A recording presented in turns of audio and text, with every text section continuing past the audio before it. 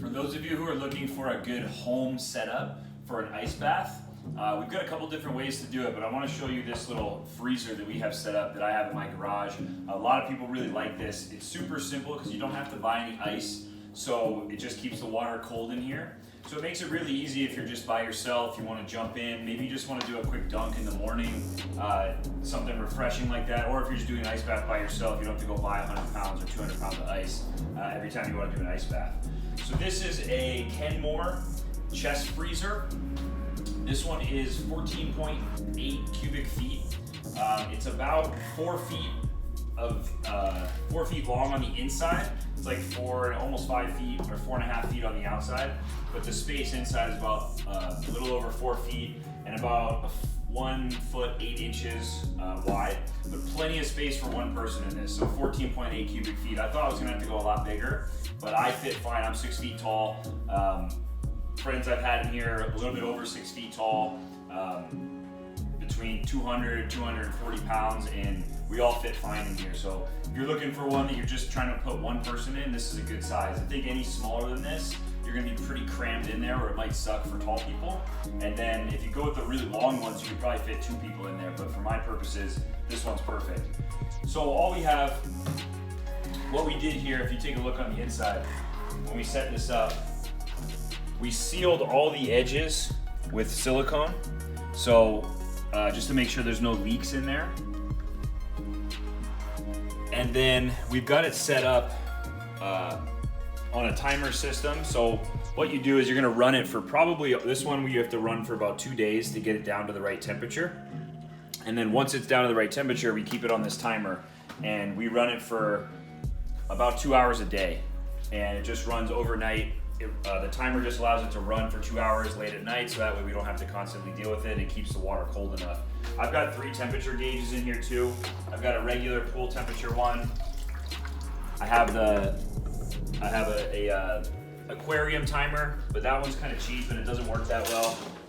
And then I've got a little laser timer thing I just picked up that you can measure the surface of.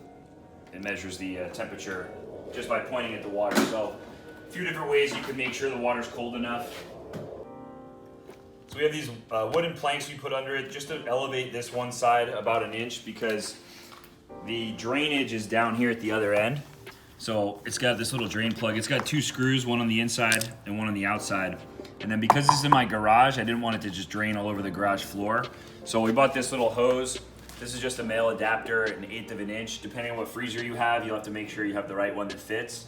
But we just screw this in, and then I run the drain out into my driveway so that it's tilted down, so it'll just drain the water out. I only drain it probably once every, if I'm using it a lot, I drain it every 2 to 3 weeks. If I'm not using it that often, I drain it a little bit less than that. But it keeps the water about 38 degrees, between 35 to 38 degrees. I also have some Epsom salt in here. I put about a half a bag, probably about 4 pounds of Epsom salt in here, and a couple of drops of food grade hydrogen peroxide, just to keep it clean, to keep bacteria from growing in here. But again, if I have a lot of people coming in and out, it starts to get pretty dirty. I also bought just a regular pool skimmer, because people get in and out, they carry stuff on their feet in there, so this will just help me keep it clean. So the only thing with this chest freezer, well, 2 important things. One, when you get in here, you want to unplug it. So we're not messing around with having this thing plugged in while you're inside. You got to play around, depending on your electricity, depending on the freezer you get, you got to play around with how long you run it initially, because I ran it too long the first few times and it starts to freeze and turn into big chunks of ice in there. But you'll figure that out after once or twice. And then if you are running a few people through, let's say you have a sauna and you're doing a fire and ice party and you've got 3 or 4 people, the water will start to heat up pretty quickly with body heat in here. So I would have a few bags of ice to dump in. So maybe keep a few 20-pound bags of ice, but it's still gonna save you. If you've got 6 people rotating through here, you can use 40 to 60 pounds of ice to keep it really cold versus normally having to go through 200 to 300 pounds of ice. So still gonna really save you on ice cost.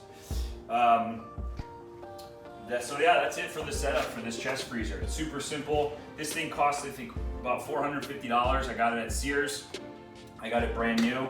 Plenty of different models and ways you can go with it, but it's really been a lifesaver for me, and I've been able to use this thing whenever I want versus having to fill up my own ice bath.